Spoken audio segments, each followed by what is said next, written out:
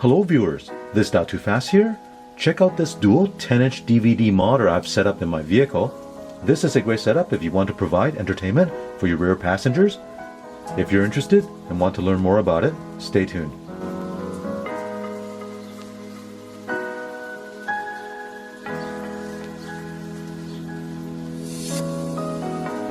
So let me show you the 10-inch car DVD player I installed in my vehicle. Inside this box is one unit, so I bought two of these to install onto each headrest. Now the nice thing about this type of unit is you can install this in any vehicle. So let me unbox this and I'll show you what comes with each unit.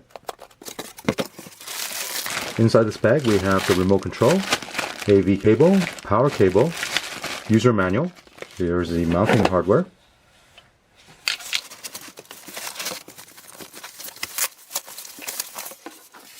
Here's a look at everything you get with this unit.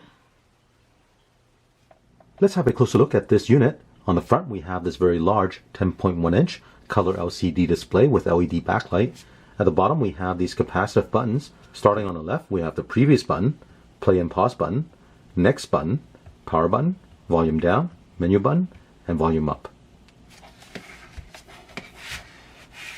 Looking on this side we have the HDMI input, USB port for plugging in a memory stick, SD card reader, AV out, AV in, headphone jack, and DC 12V in. Looking at the back we have the two speakers right here. This bracket here is for mounting to the headrest. In the middle we have the DVD player.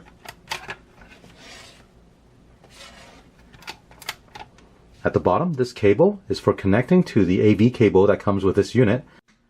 Let me show you how you go about wiring this into your vehicle. Starting with the DVD player, take this cable, connect it to the AV cable. On the other end of the AV cable, we have this plug, and this is one way of powering it. You can use this DC 12V power cable and connect this to this plug. So on this end, you can plug it into your car's 12V accessory port. Or if you want, you can hardwire this with the black and red wire you see right here. Now the remaining wires that you see here is for the AV in and out, and where you would use this is if you were to connect another DVD player to this unit, so when it plays you can actually have the AV out connected to the other unit and you'll have the same movie playing on the other unit. Let me show you how to install the headrest mounts. If you look at these adapters, each hole has a different diameter, so you choose the one that will fit your vehicle, and for each size there are two of them. Install these onto the post of the headrest.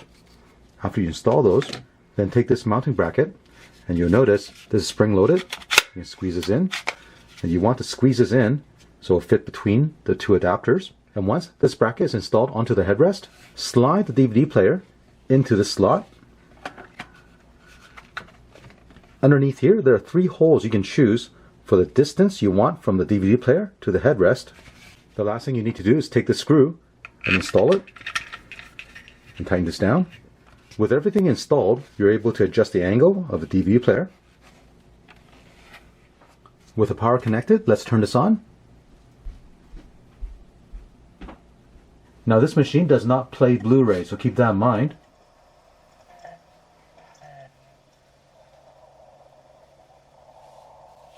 You can pause the movie, play it, skip tracks,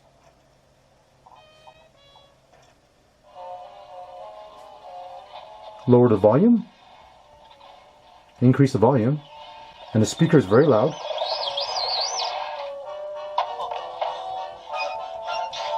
Now one thing nice about this unit is it will remember where the movie stopped when you turn off the ignition. So when you come back to your vehicle and you turn this unit on, it will resume where you left off. So let's try that right now. I'll play it.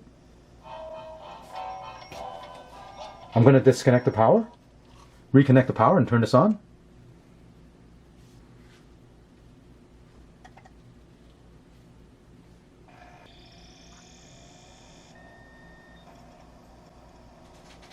And here it tells you it's resuming. To toggle to different inputs, just press the power button right here. Now we're at AV1. Press it again. AV2. Press it one more time. HDMI. Once more, we're back to the DVD. Now I should mention I was not able to play any MPEG-4 video files or AVI video files from my USB drive or SD card. When I tried to play it, it gave the message unsupported video. With the HDMI input, you can plug in many different types of devices. As a quick test, I have a Roku box right here with HDMI output. I'm going to connect this to this unit to show you it can display the HDMI signal. So let's change the input to HDMI. And here's my Roku box. Let's go to YouTube TV.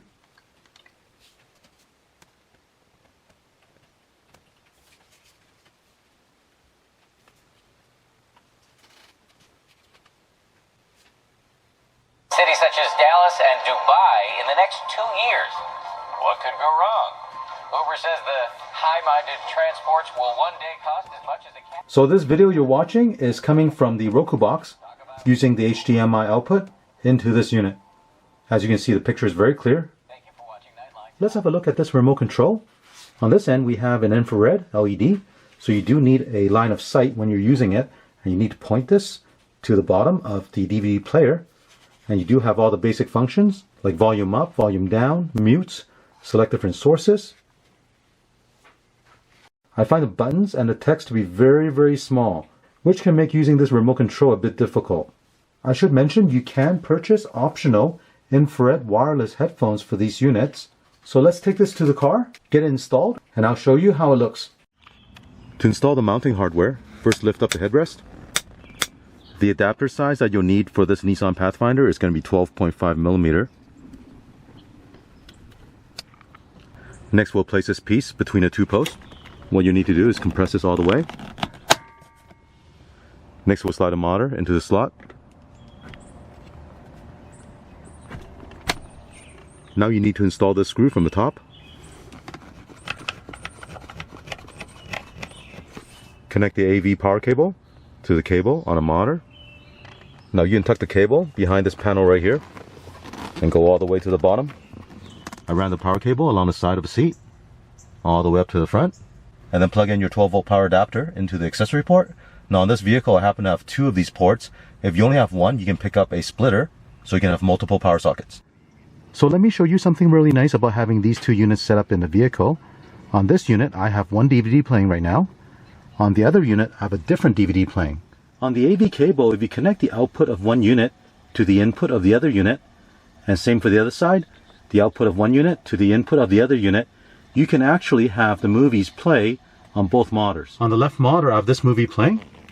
On the right monitor, I'm going to select a different input.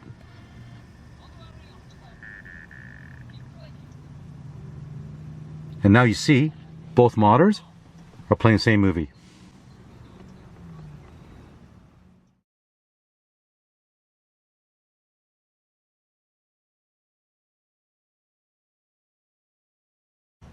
Now to connect your mobile device to the monitor using the HDMI port, you do need to pick up one of these HDMI adapter. This one I have here has a micro USB connector. I'll use this with my Samsung S5 phone. This one over here has a USB-C connector, and I'll use that with my Asus phone. Here's my Samsung S5 phone, and it's connected to the adapter I showed you earlier. Now at the output of this adapter, you do need to have a HDMI cable connecting this adapter to the monitor. So right now what you're seeing on the screen of the mobile phone is what you'll see on the monitor. If I press play,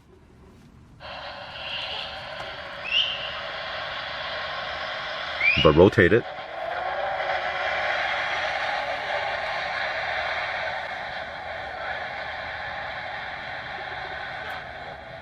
so with this setup you can watch videos, watch movies, play games. So with this setup it works just like mirroring your phone to a display. I want to mention the USB-C HDMI cable that I have here. I cannot get this end to fit onto the monitor because this black box here is too big and it won't fit. So I will need to pick up a HDMI extension cable for this to plug into the monitor. But this is something I just want to mention to you guys in case if you have a USB-C device. Since I have 2 of these monitors installed in the vehicle, on the left side I have a DVD playing, and on the right side I'm watching a YouTube video.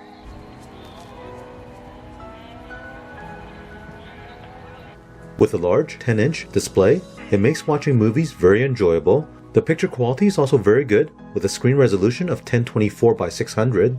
I like the fact that this unit will remember where you left off in the movie, so when you turn off the ignition and turn it back on, it will resume where you left off. I also like that it has an AV input and an AV output. This will allow you to connect two units together, so with one DVD playing, you can output that video to both screens. You also have the HDMI input, which you can connect to your cell phone or any other HDMI devices like an Xbox or PlayStation. As I mentioned earlier, I was not able to play any MPEG-4 videos using a USB drive or a SD memory card. I'm not sure if this is something specific to the model that I got. If you're in the market for an in-car entertainment system, I hope this video will give you an idea what kind of features are available on a unit like this, also how to install it. I do want to mention I bought this from GearBest.com several months back, but recently I noticed they don't sell this anymore. I was able to find a unit that looked exactly like this one being sold on Amazon, and it retails for around $120 for one unit. If you're interested, I will include the link in the description below so you can check it out. I hope you enjoy watching this video, and thank you for watching.